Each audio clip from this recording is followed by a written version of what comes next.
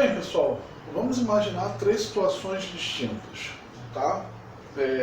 Suponhamos que na primeira situação nós temos um funcionário que trabalha em um determinado local e que recebe um valor de salário fixo mais uma comissão sobre as vendas que ele faz, né?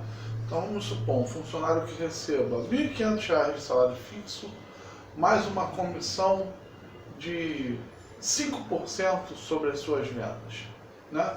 Nós podemos descrever essa situação do salário dele através das vendas?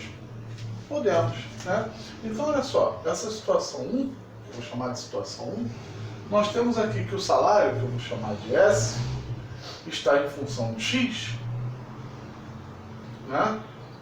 Que é justamente o que? A venda dele. Bem, eu disse que ele recebe um salário de 1.500, esse é um valor fixo, né? Não muda, né? mais 5% sobre as vendas, ou seja, mais 0,05, né? Que é a correspondência de 5% sobre o valor que ele vender, né? Observa que junto da variável x eu tenho um número, aqui eu tenho um número independente, então significa dizer que aqui esse 0,05 é o meu coeficiente A e esse 1.500 seria o meu coeficiente B, né? A equação está numa formazinha diferente, tá? Mas se eu quiser escrevê-la, né? Sx é igual a 0,05x mais 1.500. Aqui está no formato, né, mais apropriado. E a partir daqui eu posso saber qualquer coisa, né? Quanto ele vai ganhar se ele vender R$2.000? Quanto ele vai ganhar se ele vender R$5.000? O que basta eu fazer? Basta eu substituir o x, né? O salário dele vai ser 0,5 vezes, vamos supor, se ele vendeu R$2.000, bem, 0,05 de 2.000, né? Essa multiplicação aqui dá 100, e 100 mais 1.500 é 1.600, ok? Beleza?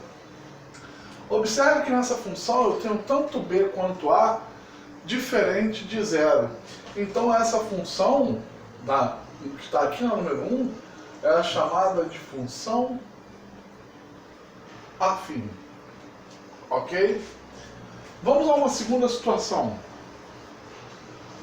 Um funcionário, né, que ganha apenas comissão, né? Ele não ganha uma parte fixa, né? Então o salário desse funcionário depende de X, que é as suas vendas. Vamos supor que esse funcionário ganhe 20% das vendas. Bem, 20%, 20 sobre 100, né?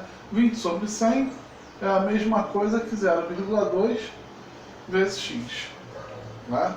Então o salário dele depende diretamente do que ele ganha, do que ele vende, né? E esse 0,2 já está junto da variável x e a. E nesse caso aqui, ó, cadê o B? O B não existe, então o B vale 0, né? A mesma coisa aqui para calcular, né?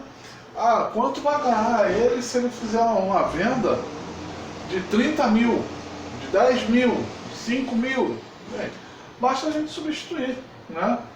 No lugar do X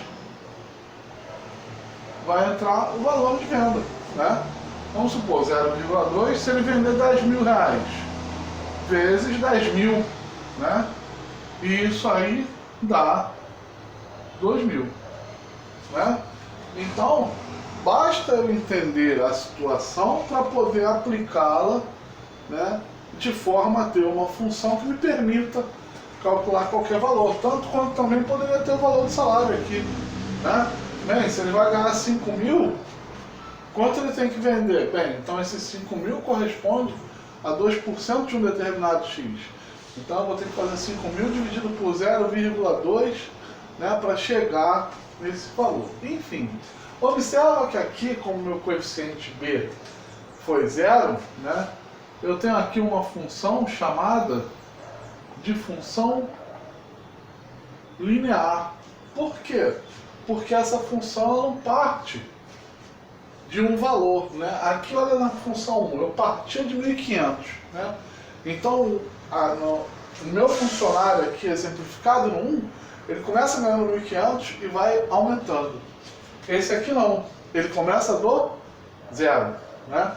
Sempre que o meu coeficiente b for 0, significa que o 0 será ponto de passagem, ou seja, nesse caso aqui, iniciando no 0, né? Agora, uma terceira situação. O meu funcionário ganha um salário de R$ 1.800 por mês. Tá? Aqui. R$ 1.800 por mês. Não depende do quanto ele vende, não depende de nada. Todo mês ele ganha R$ 1.800. Né? Nesse caso aqui, eu observo que esse 1.800 ele seria o B, né? Bem, nesse caso aqui, quem é que eu não tenho?